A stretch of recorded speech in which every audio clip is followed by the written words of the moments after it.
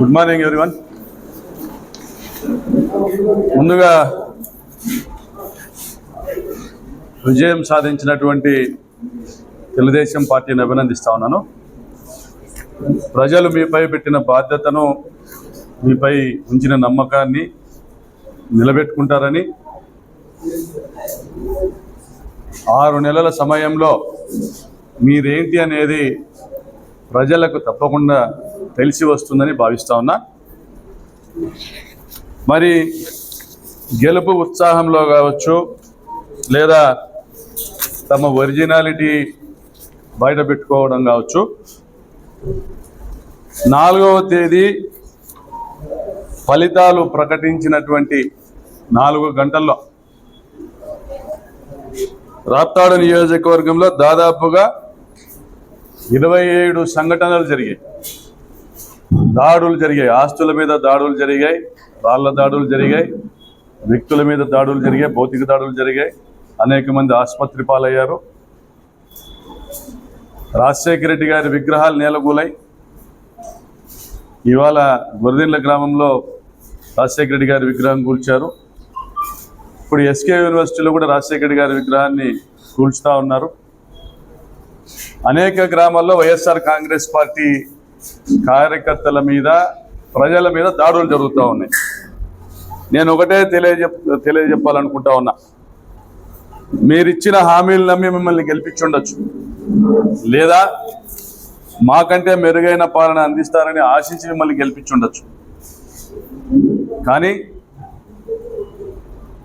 ఈ గెలుపును మీరు సద్వినియోగం చేసుకోకుండా ప్రతిపక్షాల కార్యకర్తల పైన దాడులు చేయడానికి మీరు ఉపయోగించుకుంటే ప్రజలన్నీ గమనిస్తారు. తప్పనిసరిగా ప్రజల్లో మీ మీద వ్యతిరేకత పెరుగుతుందనేది గమనించమని కోరుతా ఉన్నా. మరి ఈరోజు మీ గెలుపు మీ బలం అనుకోవచ్చు, నేనైతే అది వాపంటా ఉన్నా. దేశవ్యాప్తంగా సంక్షేమ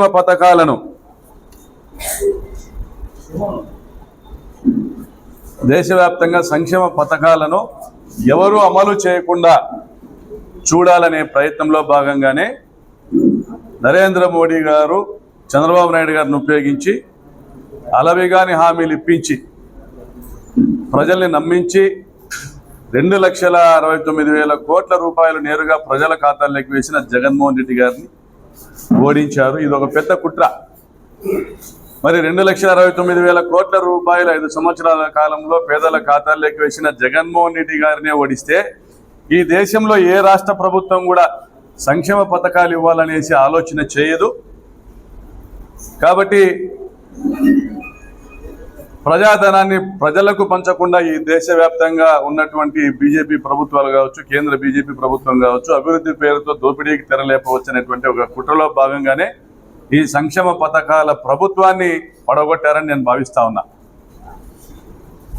మరి 2,69,000 కోట్ల రూపాయల పథకాలు ఇచ్చిన జగన్మోహన్ రెడ్డి గారినే ఓడించిన ఈ ప్రజలు రేపొద్దున ఎంత చేసినా మళ్ళీ ఓడిస్తారు కదా అన్న ఒక ఆలోచనతో చంద్రబాబు నాయుడు ఆ సంక్షేమ పథకాల జోలికే వెళ్లకుండా ఉండబోతా ఉన్నాడు. ఆయన అమరావతి పేరుతోనో, అభివృద్ధి పేరుతోనో దోపిడీకి తెరలేకపోతా ఉన్నాడు. ఉద్యోగుల్ని మోసం చేయబోతా ఉన్నాడు, నిరుద్యోగుల్ని మోసం చేయబోతా ఉన్నాడు. జగనన్న కంటే అధికంగా సంక్షేమ పథకాలు ఇస్తాడు. 1,500 రూపాయలు ప్రతి ఒక్క మహిళకు అందజేస్తాడు. సత్వరమే 4,000 రూపాయల పెన్షన్ ఇస్తాడు. జూలై 1వ తేదీన 7,000 రూపాయలు ఇస్తాడు. ఇంట్లో ఎంతమంది పిల్లలుంటే అందరికీ అమ్మఒడి ఇస్తాడు. మరి బస్సుల్లో ప్రయాణం ఉచితంగా చేయనిస్తాడు. 3 సిలిండర్లు ఇస్తాడని నమ్మినటువంటి పేదలు మరి వీటన్నిటికీ అయ్యేటువంటి ఈ ఖర్చును గురించి తెలిసిన చంద్రబాబు మోసం చేస్తాడని భావించలేదు కాబట్టి నమ్మి ఓట్లేశారు. మరి వారికి ఈ పథకాలు ఇస్తాడా? ఉద్యోగులకు వెంటనే ఐఆర్ ప్రకటిస్తాడా, పిఆర్సీ ఇస్తాడా, సిపిఎస్ రద్దు చేస్తాడా, మరి ఇవన్నీ కూడా ఉద్యోగులకు సంబంధించినటువంటి సమస్యలు పరిష్కరిస్తాడా, 20 లక్షల ఉద్యోగాలు ఇస్తాడా, ఇవ్వలేకపోతే 3000 నిరుద్యోగ భృతి ఇస్తాడా, ఇవన్నీ కూడా వేచి చూడాల్సిందే. కాబట్టి ఒక 6 నెలల పాటు మనమందరం ఎదురు చూడాల్సిందే, అవకాశం ఇవ్వాల్సిందే. చంద్రబాబు నాయుడు గారు కానీ ఆయన ప్రభుత్వం కానీ ఒక అల్లావుద్దీన్ అద్భుత దీపాన్ని ఏమైనా తీసుకొస్తుందా, ఒక అక్షయ పాత్రని ఏమైనా తీసుకొస్తుందా? మరి మనమంతా కూడా ఎదురు చూడాల్సిందే. ఈ పథకాలన్నీ అమలు చేయాలని కోరుకోవాల్సిందే. అభివృద్ధి కార్యక్రమాలు వాళ్ళు హామీ ఇచ్చినటువంటి అభివృద్ధి కార్యక్రమాలు వాళ్ళు అమలు చేయాలని కోరుకోవాల్సిందే. అమరావతి నిర్మాణం జరగాలని కోరుకోవాల్సిందే. మరి నిరుద్యోగుల సమస్యలు పరిష్కారం చేయాలని కోరుకోవాల్సింది. కాబట్టి 6 నెలలు సంయమనం పాటించండి. వైఎస్ఆర్ కాంగ్రెస్ పార్టీ శ్రేణులకు నేను పిలుపునిస్తా ఉన్నా. ఈ జిల్లాలోని 14 మంది మేమందరము కూడా మీ వెంట ఉన్నాం. మనమందరం కూడా జగనన్న వెంట నిలబడదాం. మనం గత ప్రభుత్వము ఏర్పడినప్పుడు మనం గెలిచినప్పుడు ఒక మెసేజ్ ఇచ్చాం, ఒక వాయిస్ మెసేజ్ ఇచ్చాం, ఒక శాంతికి పిలుపునిచ్చాం. ఓటమి బాధలో నిరాశ నిస్పృహల్లో తెలుగుదేశం పార్టీ వాళ్ళు దాడులు చేసినా ఓర్చుకోండి, సహించండి, వీలైతే వారిని దగ్గర తీసుకోండి అని. అది మన నైజం. మరి ఈరోజు 3 రోజులుగా దాడులు జరుగుతూ ఉన్న జిల్లాలోని తెలుగుదేశం పార్టీ ఎమ్మెల్యేలు కానీ, పరిటాల సునీత కానీ, ఆ పార్టీ పెద్దలు కానీ దాడులు పాల్పడడం కరెక్ట్ కాదు, ఇది సరికాదు, ఇది ఆటవికం అనేటువంటి ఒక మాటను కూడా వాళ్ళ నోటి నుంచి ఉచ్చరించకపోవడం గమనించమని కోరుతా ఉన్నా. అయినా మీ వెంట మేమున్నాం. చట్టాన్ని నమ్ముదాం, పోలీస్ వ్యవస్థను నమ్ముదాం. ఎటువంటి దాడి జరిగినా కాగితం మీద కంప్లైంట్ ఇచ్చి వాట్సాప్లో పెట్టమని కోరుతా ఉన్నా. కేసులు కట్టిస్తాం. చట్టం తలుపులు మూసుకుంటే న్యాయదేవత తలుపులు కొడతాం. తప్పనిసరిగా ఎఫ్ఐఆర్లు చేయిస్తాం, కేసులు విచారణ జరిపిస్తాం. మిమ్మల్ని మేము కాపాడుకుంటాం. చట్టబద్ధంగా ప్రజాస్వామ్యయుతంగా పోరాడదాం. మరి అవకాశం ఇచ్చారు కాబట్టి ప్రజల నిర్ణయాన్ని గౌరవిద్దాం. అదేవిధంగా వారు మంచి చేస్తే కూడా స్వాగతిద్దాం, ఇచ్చిన హామీలని నిలబెట్టుకుంటే కూడా స్వాగతిద్దాం. మనకంటే మెరుగైన పాలన అందించినప్పుడు తప్పనిసరిగా మనం స్వాగతించాల్సిందే. దానికి 6 నెలల సమయం ఇద్దాం. అందరూ కూడా వైఎస్ఆర్ కాంగ్రెస్ పార్టీ శ్రేణులందరూ కూడా ముందు ఓటమి బాధ నుంచి బయటికి రాండి. గెలుపోటములు దైవాధీనములు. ప్రజాస్వామ్యంలో గెలుపు సహజమే, ఓటమి సహజమే.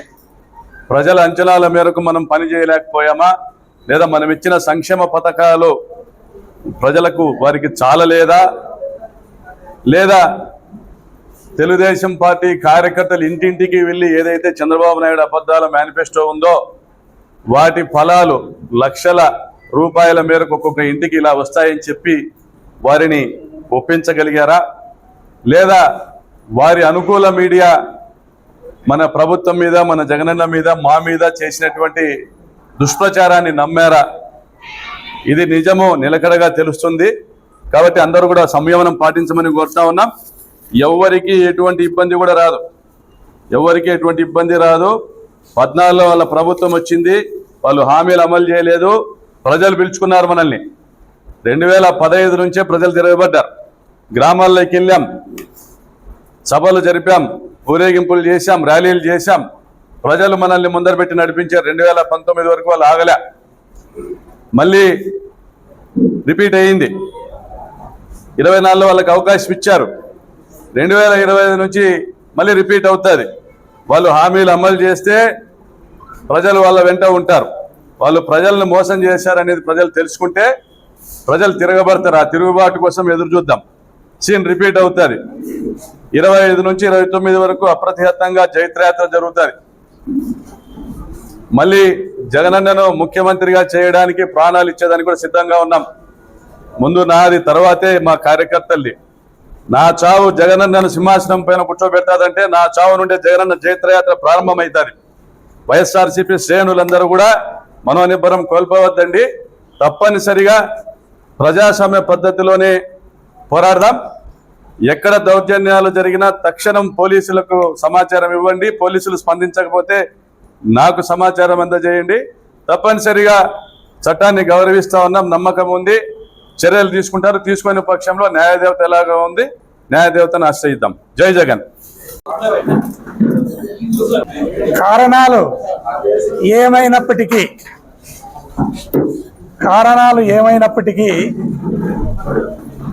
సాంకేతిక కారణాల ఇతరత్ర కారణాలు ఏమైనప్పటికీ మేము ఓటమిని శిరసా వహిస్తున్నాం. అదేవిధంగా కొత్త ప్రభుత్వాన్ని ఏర్పాటు చేసే అధినేత చంద్రబాబు నాయుడు గారిని కూడా స్వాగతిస్తున్నాం. వారి మంత్రివర్గంలోకి ఎవరెవరినైతే తీసుకుంటున్నారో వారికి అందరికి కూడా అడ్వాన్స్గా కంగ్రాచులేషన్స్ తెలియజేస్తూ మరొకసారి వారిని అందరినీ కూడా స్వాగతిస్తున్నాం. గెలుపోటములు జనాధీనము దైవాధీనం అని భావించే మా అధినేత వైఎస్ జగన్మోహన్ రెడ్డి గారు కూడా ప్రెస్ మీట్ని పెట్టి అదే మాటను తెలియజేయడం జరిగింది. అయితే ఈ సందర్భంగా ఒక విషయాన్ని రాష్ట్ర ప్రజలందరూ కూడా గమనించాలి. ఎక్కడికక్కడ తాలిబాన్ల మాదిరి దాడులకు తెగబడుతున్నారు. తెలుగుదేశం పార్టీకి సంబంధించిన కార్యకర్తలను అనుకోండి, కొందరు దాంట్లో ఉండి విధ్వంసం సృష్టించాలా అనుకునేవారు. కానీ వారికి అందరికి కూడా తెలియజేసేది ఒకటే, సరే 1-2 రోజులు మీరు సంబరాలు చేసుకున్నారు, మీరు ఈ 5 సంవత్సరాలు సంబరాలు చేసుకునే మాకు అభ్యంతరం లేదు. అట్లని మా కార్యకర్తల మీద, మా లీడర్ల ఇండ్లపైకి దాడులు చేస్తున్నారు. ఒకటే తెలియజేస్తున్నాం, వైఎస్ఆర్ కాంగ్రెస్ పార్టీని మా ప్రాణాలను అడ్డవేసి ఖచ్చితంగా పార్టీని ఇంకా బలోపేతం చేస్తాం. మేము కూడా ఒక దశ వరకు చూసి నాగరికమైన పద్ధతుల్లోనే జరుగుతున్న ఘటనలను ఎస్పీలకు, కలెక్టర్లకు, అందరూ సంబంధిత అధికారులకు కూడా నాగరికమైన పద్ధతుల్లోనే కంప్లైంట్ చేస్తాం. ఆ తర్వాత మేము కూడా మా ఆత్మరక్షణ కోసం పంటికి పన్ను కంటికి కన్ను అనే నినాదంతో ముందుకు పోతాం. జనంలో ఇప్పటికే ఒక విప్లవం రావడానికి మొదలైంది. మీ కార్యక్రమాలను చూసి, తెలుగుదేశం పార్టీ చేస్తున్న దాడులను చూసి ఈ రాష్ట్రంలో అనుకోని ఒక విప్లవం రావడానికి ప్రజలందరూ కూడా సిద్ధమవుతున్నారు. దీన్ని గమనించాలని కూడా నేను తెలియజేస్తున్నాను. దయచేసి ఇప్పటికైనా ఎవరైతే లీడర్లు ఉన్నారో తెలుగుదేశం పార్టీలో వాళ్ళందరూ కూడా వాళ్ళ కార్యకర్తలకు కానీ వాళ్ళ అభిమానులకు కానీ చెప్పుకొని వారు కంట్రోల్ చేసుకోవాలి. లేకుంటే నేను ఏదైతే చెప్తున్నానో కంటికి కన్ను పంటికి పన్ను అని అంతవరకు తీసుకుని రావడానికి, ఆ దశ వరకు తీసుకుని రావడానికి మీరు ప్రయత్నం చేయవద్దు అనేది కూడా, ఆస్కారం ఇవ్వవద్దు అనేది కూడా తెలియజేస్తున్నాను. ఖచ్చితంగా వైఎస్ఆర్ కాంగ్రెస్ పార్టీని రక్షించుకోవడానికి, కార్యకర్తలను రక్షించుకోవడానికి జిల్లా వ్యాప్తంగా కూడా ఎక్కడైతే ఘటనలు జరిగినాయో ఆ ఘటనలు జరిగిన ప్రతి ఇంటికి కూడా మేము లీడర్లం అందరం కూడా సందర్శిస్తాం. వారికి భద్రతను, భరోసాను కల్పిస్తాం. ఏ కార్యకర్త కూడా అభద్రతా భావానికి గురి కానక్కర్లేదని వైఎస్ఆర్ కాంగ్రెస్ పార్టీ కార్యకర్తలకు అందరికి కూడా మేము ఈ సందర్భంగా భరోసాను ఇస్తున్నాం. అన్ని విధాలుగా ఈ జిల్లాలో కానీ ఈ రాష్ట్రంలో కానీ మా కార్యకర్తలను మేము రక్షించుకునే దమ్ము, ధైర్యం, ఆ శక్తియుక్తులు మాకున్నాయి. దీన్ని తెలుగుదేశం పార్టీ గమనించాలి అని కూడా ఈ సందర్భంగా తెలియజేస్తున్నాను. దయచేసి మీరు ఏదైతే కొత్తగా ప్రభుత్వం ఏర్పడబోతుందో ప్రత్యేక హోదా కోసం పోరాడండి, పోలవరం డ్యామ్ కోసం పోరాడండి, రైతుల కోసం పోరాడండి. దానికి అందరికి కూడా మా మద్దతు ఇస్తాం. ఖచ్చితంగా వైఎస్ఆర్ కాంగ్రెస్ పార్టీ ఏదైతే ఎంపీలను గెలుచుకున్నామో మేము మొట్టమొదట రేపు పార్లమెంటులో ప్రత్యేక హోదా మీదనే మా పోరాటం ఉంటుంది. మా అధినాయకుని కళ కూడా అది. ఆ కళను సాకారం అయ్యే విధంగా మా ఎంపీలందరూ కూడా పోరాడతారు. మీరు దయచేసి తెలుగుదేశం పార్టీ లీడర్లు కానీ, ఇప్పుడు గెలిచిన ఎంపీలు కానీ, ఎమ్మెల్యేలు కానీ దానిపైన ప్రత్యేకమైన శ్రద్ధ పెట్టాలి. మీరు ఈ కొట్లాటలు గలాటల మీద వదిలేసి ప్రత్యేక హోదా మీద లేదా పోలవరం డ్యాము పైన లేదా రైతుల కన్నీళ్ల పైన, కష్టాల పైన మీరు దృష్టి పెట్టాలి తప్ప ఈ దౌర్జన్యాలకు, దాడులకు మీరు ఆస్కారం ఇవ్వకండి అని ఈ సందర్భంగా తెలియజేస్తున్నా.